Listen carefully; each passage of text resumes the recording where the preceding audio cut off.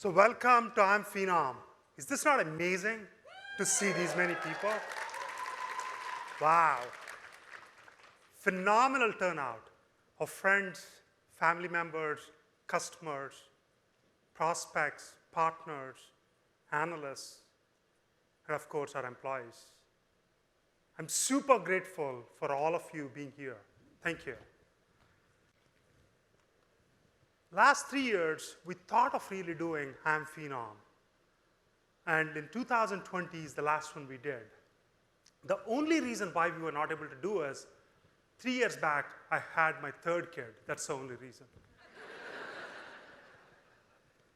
It's quite interesting to really see how this industry has evolved in the middle of all this.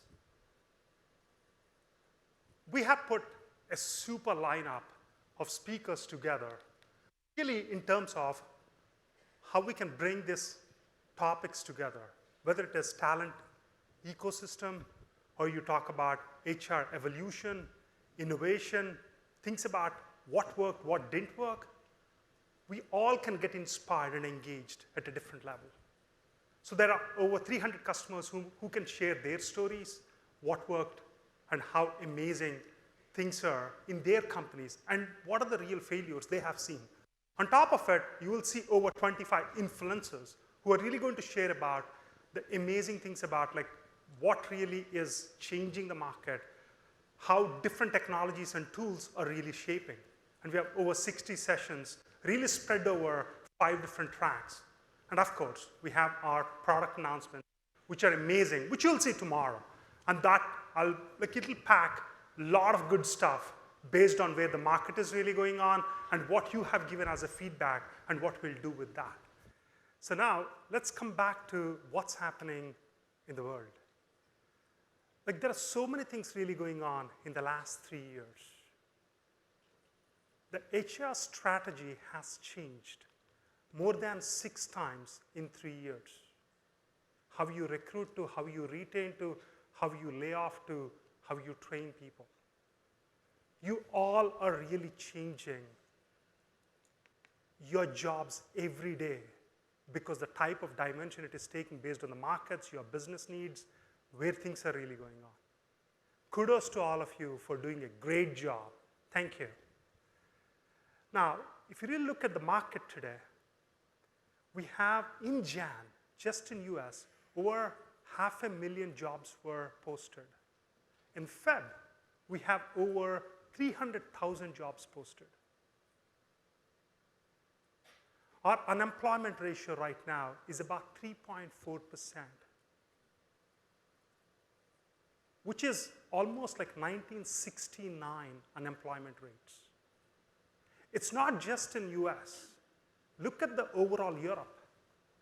It's about 4.9% unemployment. In Germany, it's less than 3. So the market is super tight for labor. On top of it, the economy is out of balance for multiple reasons. Now, if you see, this is an interesting fact.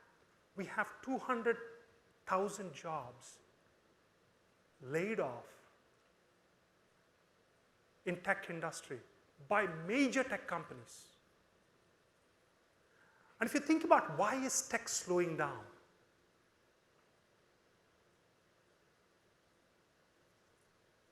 we have something called as low interest rate epidemic.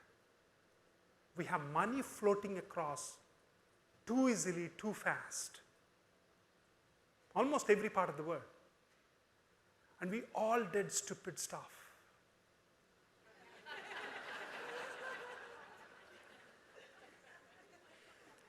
We spent millions on rocks which are not real. We even spent on invisible sculptures, thousands of dollars. So when money is excessive, people do stuff which is not meaningful. And with that, people were looking where the money can go. There are industries which are going abnormally.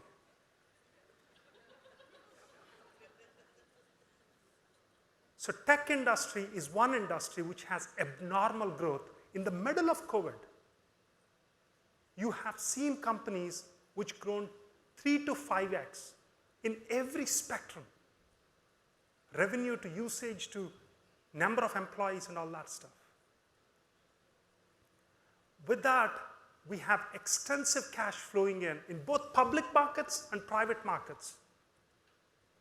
And the markets are shifting. There is a fear of losing talent to competitors and to startups. We did irrational hiring, especially in the tech. And that leads to something which is very, very unique, called as talent stuffing. Every company is bloated with talent without a direction.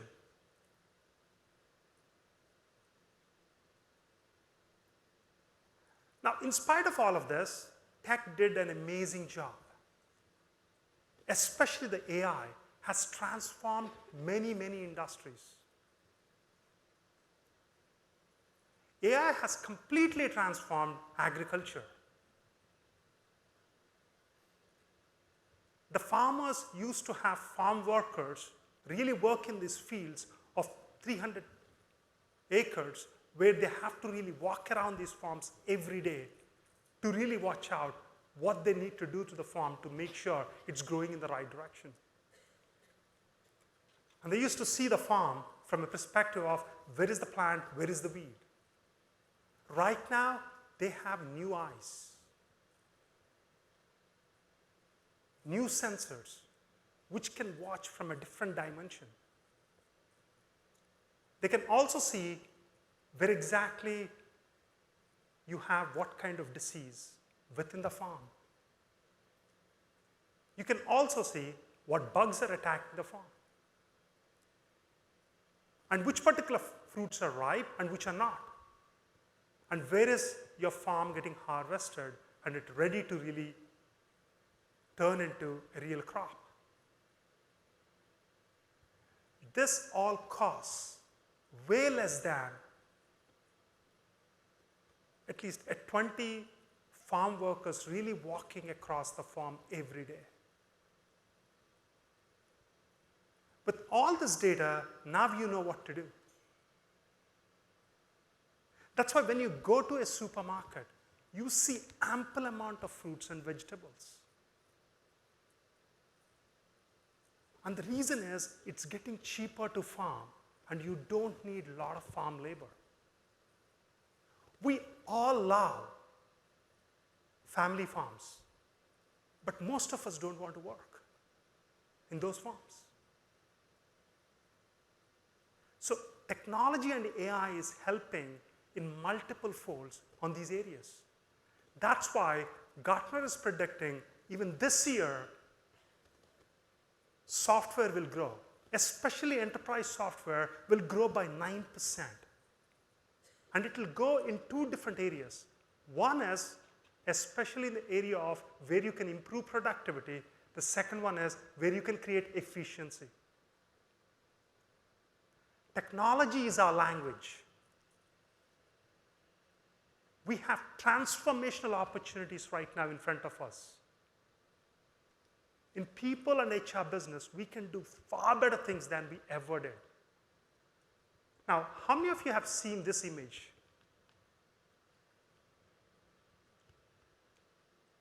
This is the image which got a Digital Art Award this year. And there was a huge backlash from artists because it is AI-generated image.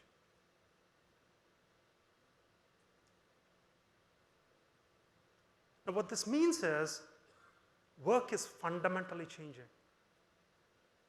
Not for designers, for almost everyone. What does this mean to us?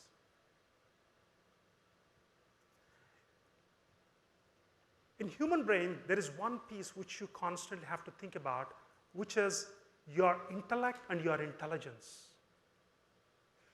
That is the piece which is getting over-amplified by AI, almost to a degree of 100x to 1000x. because the compute is really getting cheaper and cheaper. But we as humans make decisions based on a different aspect. So now we have to ask ourselves, will AI replace us?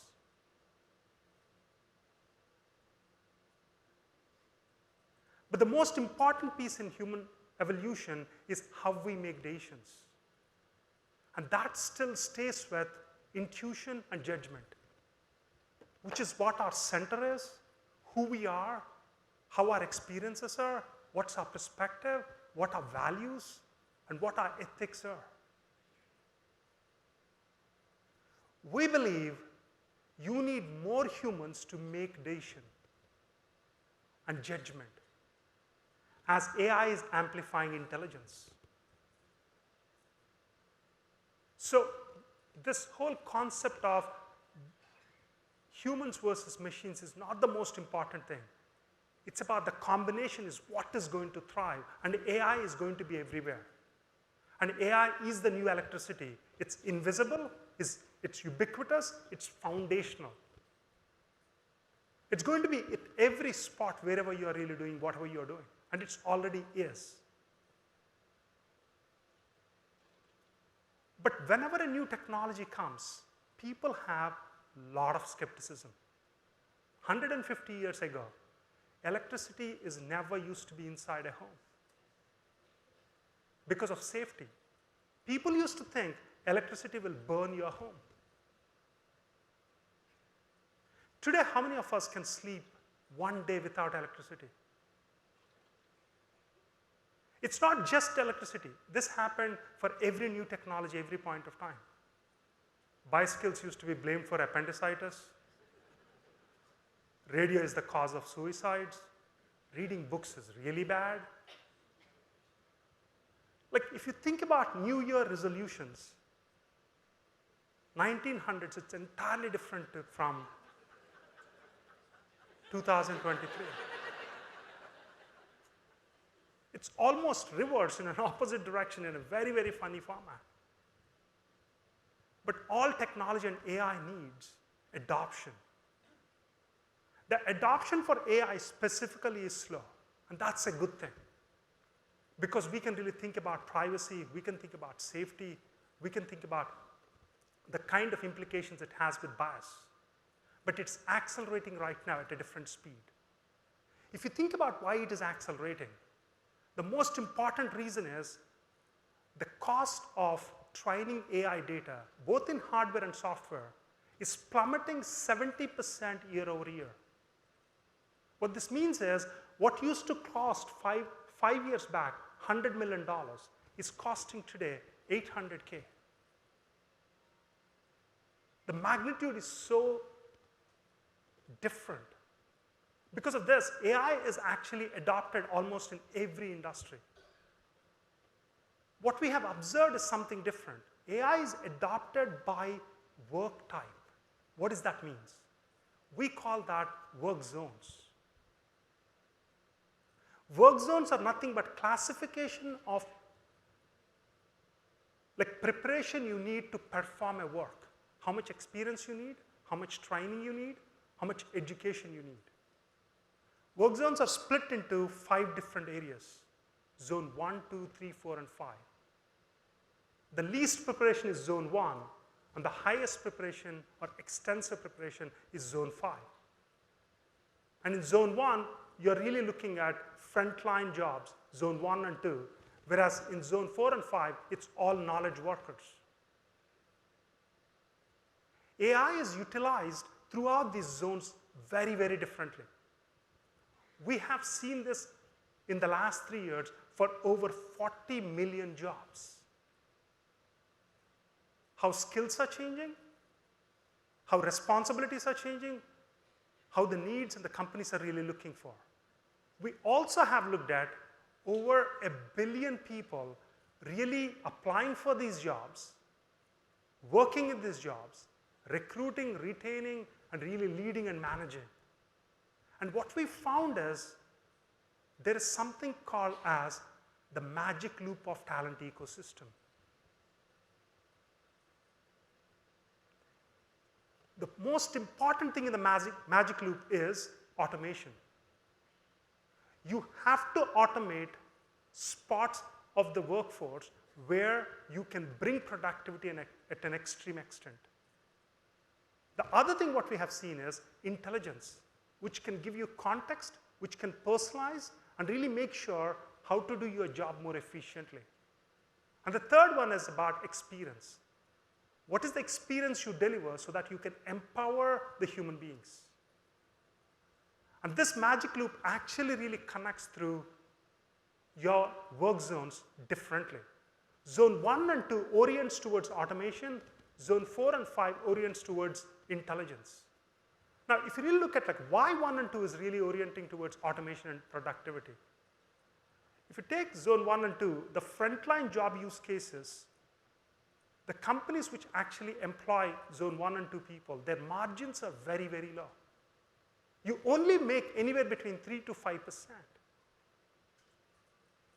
Because of that, without automation, you cannot bring productivity. So almost every job in zone 1 and 2 will have a cobot. And it's already there for many industries. What this cobot does is it actually shares work. It actually guides you to do work faster and more efficiently. Take an example of Amazon Fulfillment Center today.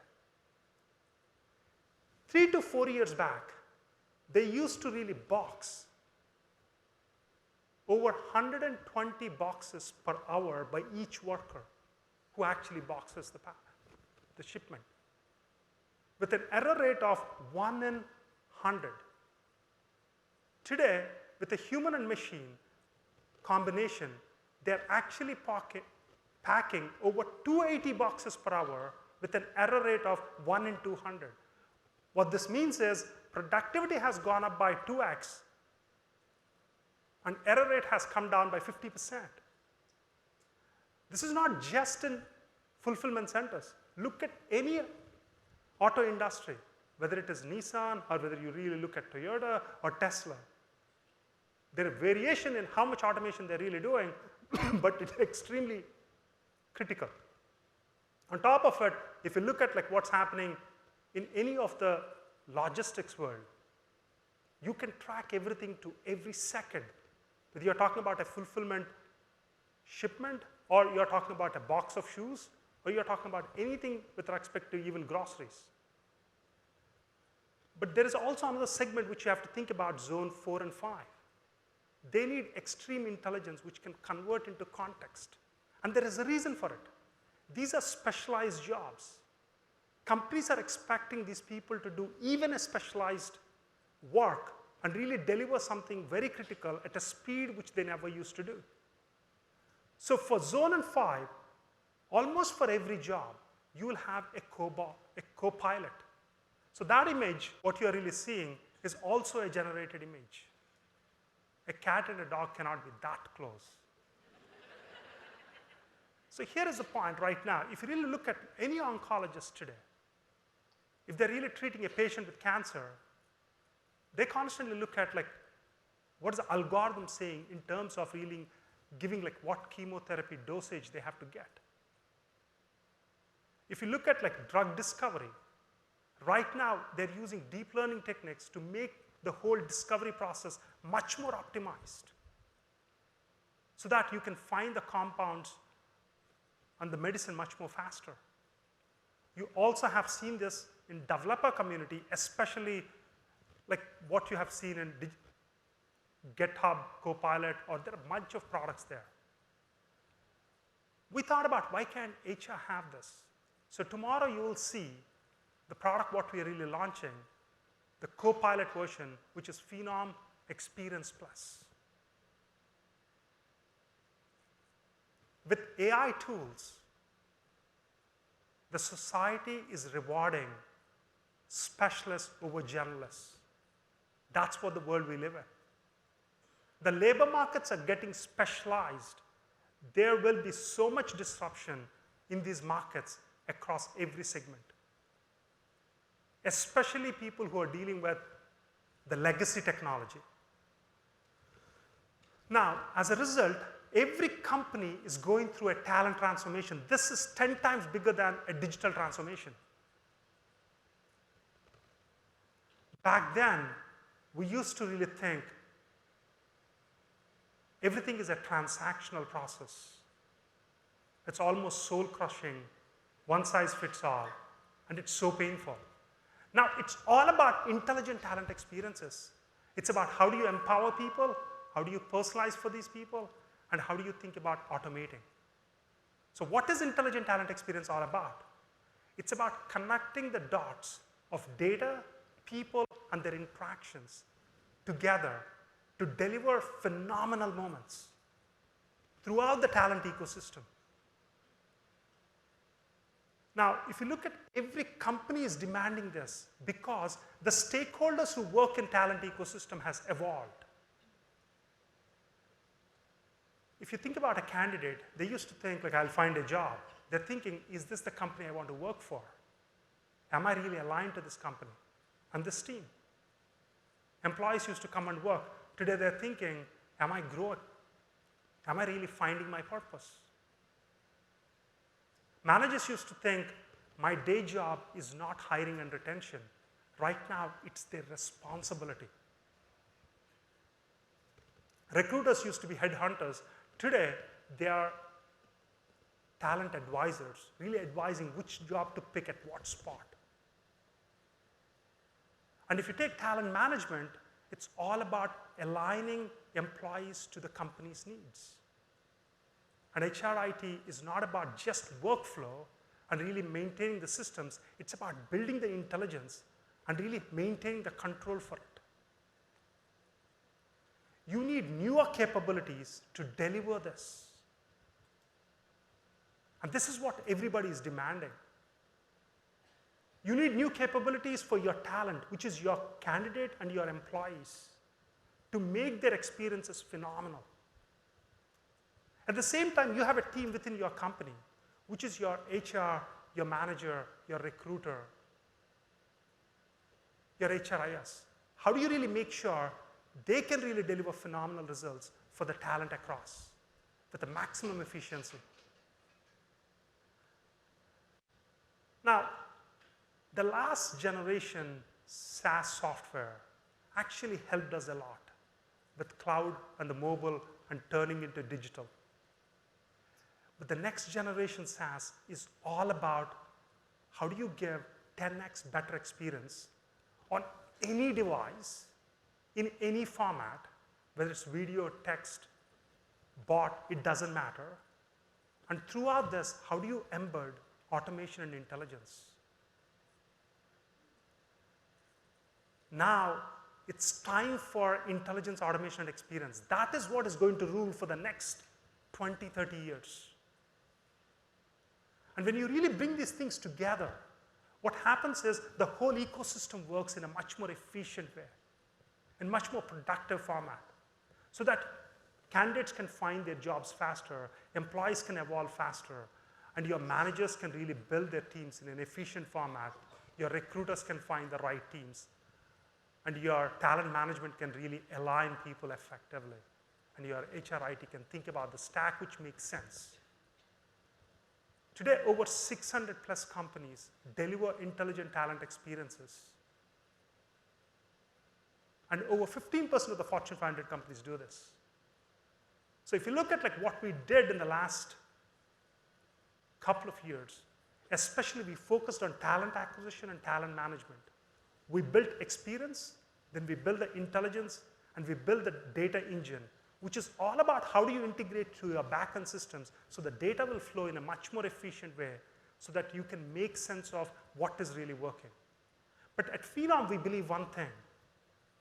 Innovation without jobs is stupidity. We are in people business. We have a humongous responsibility to make sure the world is a better place. Jobs help people to be prosperous and also live in a democratic world.